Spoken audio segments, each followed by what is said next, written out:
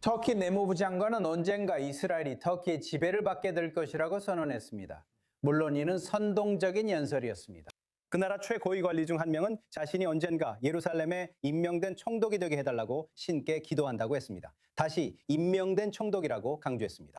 참고로 이스라엘 영토는 400년이 넘는 기간 동안 오스만 제국의 일부였습니다. 그러다가 1918년 영국 제국이 그 지역을 점령하게 되었습니다. 하지만 이런 거친 발언들은 터키와 이스라엘의 관계가 사실상 붕괴된 상황에서 나온 것입니다. 터키 에르도안 대통령은 이스라엘을 거칠게 비난하고 있지만 아직 말로만 공격하고 있습니다. 신한 제디 박사와 함께하고 있습니다. 그는 민주주의 수호재단 선임연구원으로 워싱턴 DC에 계십니다. 함께해 주셔서 감사합니다. 이 이야기를 나눌 수 있어서 좋습니다.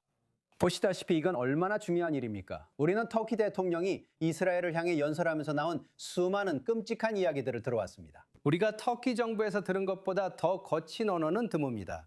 하지만 이번에 한 장관이 예루살렘에 대한 터키의 지배를 다시 공개적으로 언급했습니다. 이것이 그들의 정책 변화나 다른 신호를 의미하는 것입니까? 아니면 단순한 정치적 수사에 불과합니까?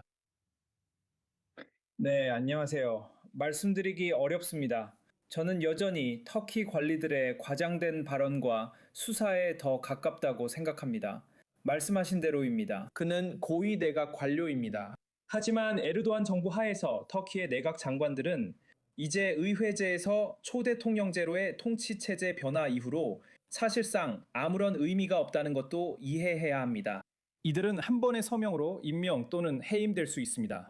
이 특정 인물, 즉 내무장관은 제가 오랜만에 들어본 가장 과장된 인물 중 하나였는데 말씀하신 대로 언젠가 터키가 다시 이스라엘이나 성지를 지배하길 바란다고 암시했습니다. 하지만 이 부분을 깊게 해석하긴 어렵습니다.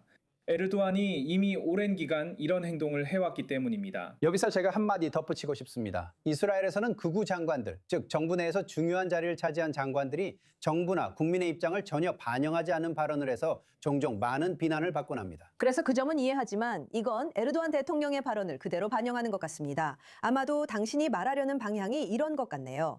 최근 몇 년 동안 터키 정부 최고위층에서 이런 발언을 여러 번 들어왔으니까요. 그러니까 이런 발언이 정말로 터키 정부의 강경한 입장을 대표한다고 생각하시나요? 그렇습니다. 결국 이런 수사는 도움이 되지 않습니다. 그러니까 이건 상황을 악화시키고 도발적입니다. 그리고 또 기억해야 할 점은 터키 정부가 한동안 이스라엘이 터키를 침공하려 한다고 주장해왔다는 것입니다. 하지만 저는 그게 사실과 전혀 다르다고 여러 번 말해왔습니다. 그리고 양측, 즉 이스라엘과 터키 지도부의 발언을 나란히 비교해 보면 침공이나 정복을 위협하는 발언은 에르도안 진영에서만 들을 수 있습니다. 하지만 말씀하신 대로 대부분의 터키인들은 그런 발언을 지지하지 않는 것 같습니다. 에르도안의 관점에서 보면 이것은 일종의 점수 따기, 즉 매우 열성적이지만 규모는 작은 보수 지지층을 결집시키기 위한 행동입니다. 하지만 이런 발언은 상황을 악화시키고 우려스럽습니다. 이런 발언들이 터키의 국제적 위상에 어떤 영향을 미칠까요? 누군가 신경을 쓰고 있다고 보십니까? 분명히 미국이나 유럽, 나토 동맹국들이 이런 발언에 대해 터키를 비난하거나 압박을 가하나요? 아니면 이런 발언이 동맹국들에게는 별로 중요한 문제가 아닌가요? 비공식적으로는 미국 의회 의원들이나 행정부 관계자들 그리고 유럽 측 인사들까지도 터키가 도움이 되지 않는다는 우려와 터키가 말보다 더 과감한 행동을 할까봐 걱정한다는 이야기를 많이 들을 수 있습니다. 그러나 공개적으로 에르도안의 언행을 질책하는 경우는 거의 없습니다.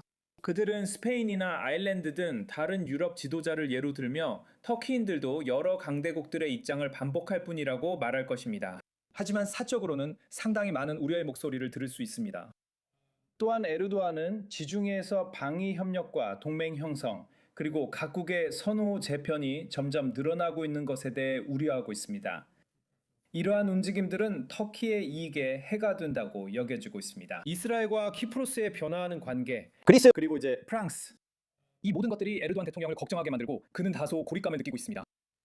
저는 터키에 대해 오랫동안 계속 이야기할 수 있습니다. 그들 주변 지역에서 많은 일들이 일어나고 있지만 CD 박사님, 오늘은 여기까지입니다. 함께해 주셔서 감사합니다. 감사합니다. 하지만 이제 이야기에서 또 다른 측면을 언급하자면 이스라엘 정부, 특히 카츠 국방장관이 내놓은 강경한 대응이 있습니다. 그리고 저희 스튜디오에는 중동 담당 선임 특파원 아리엘 오세란이 함께하고 있습니다. 처음에는 이것이 터키에서 나오는 과장된 수사에 불과한 것인지 알아보기 위해서입니다. 즉 최근 몇 년간 터키 정부의 발언 중 충격적인 말만 모아 편집하면 이번 발언도 포함될 것입니다. 그러나 이스라엘 정부는 강하게 대응하고 있습니다. 이 사안을 심각하게 받아들이고 있는데 지금 이스라엘에서 어떤 반응이 나오고 있습니까? 데이브, 정말 과장된 반응입니다. 그러니까 터키가 가자 지구에서 하마스에 대한 이스라엘의 전쟁에 대해 보인 가장 강경한 대응은 텔아비브에 있는 터키 대사관에서 국기를 조기로 내린 것이었습니다. 맞아요. 그게 가장 심각하거나 나쁜 조치였죠. 그러니까 말씀드리자면 우리가 터키가 뭘 할지 두려워하는 건 아니지만 여기서 흥미로운 점은 이스라엘 정부가 어떻게 반응할지 지켜보는 것이라는 거죠. 그들 나름대로의 지지층이 있고 국내 정치에 대응해야 하니까요. 그래서 그것이 이런 반응을 이끌어낸 겁니다. 그리고 이스라엘 국방장관 이스라엘 카츠가 터키어로 트윗을 올리면서 예루살렘은 콘스탄티노플이 아니다라고 말한 것도 이런 맥락에서 나온 반박이었습니다. 이스라엘은 강하고 단호한 국가이며 어떤 위협에도 스스로를 방어할 수 있는 능력을 입증했다고 했습니다. 그리고 당신과 에르도안이 꿈꾸는 오스만 제국은 이미 무너졌고 결코 돌아오지 않을 것이라고 말했습니다.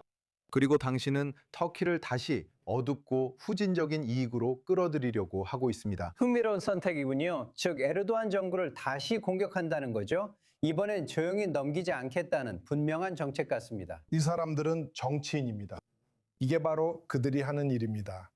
이런 방식으로 경력을 쌓고 계속 영향력을 유지하려고 합니다. 결국 말로 공격하면 이스라엘의 대응도 말로 보복하는 것일 뿐 그 이상은 아닙니다. 그리고 우리가 여기에 더 많은 의미를 부여할 필요는 없다고 생각합니다. 물론 이스라엘과 터키의 관계가 번영하지 못하는 것은 안타까운 일입니다. 저도 그 지역에 가본 적이 있기 때문입니다.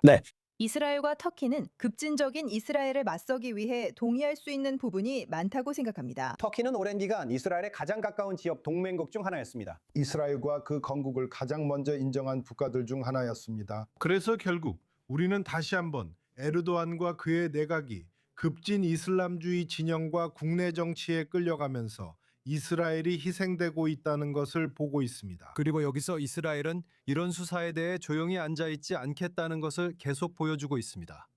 다시 한번 말로 맞대응하고 있습니다. 그리고 저는 에르도안의 지역 정책, 외교 정책이 전 세계적으로 많은 가까운 친구를 만들지 못했다고 말하고 싶습니다. 지금 터키를 신뢰하고 우호적인 일방적 동맹국이라 부를 나라가 있는지 모르겠습니다. 우리만 문제의 대상이 아닙니다. 아리엘 함께해 주셔서 감사합니다.